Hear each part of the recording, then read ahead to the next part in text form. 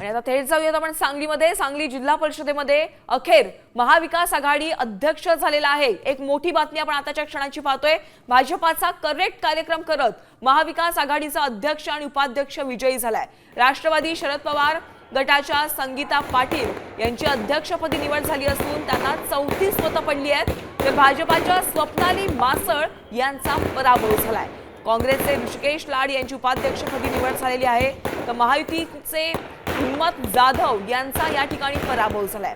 महाविकास आघाडीच्या विजयानंतर कार्यकर्त्यांनी फटाक्यांची आतषबाजी केलेली आहे। एक मोठी घडामोड आपण पाहतोय। महाविकास आघाडीने महायुतीला एक मोठा धक्का दिलेला आहे। सांगली झेडपीत महाविकास आघाडीचाच अध्यक्ष आणि उपाध्यक्ष झालेला आहे। तर या विजयानंतर महाविकास आघाडीकडून सांगली झेडपीच्या समोरच जोरदार आतषबाजी करण्यात आलेली आहे फटाक्यांची। आपण या दृश्यांच्या माध्यमातून पाहतोय। विजयी उमेदवारांना खांद्यावर घेऊन कार्यकर्ते गुलालाची उधळण करत एकच विजय जल्लोष करतात।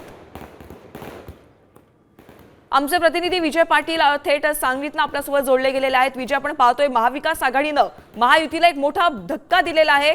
महाविकास आघाडीचाच अध्यक्ष झालाय सांगली झेडपीत।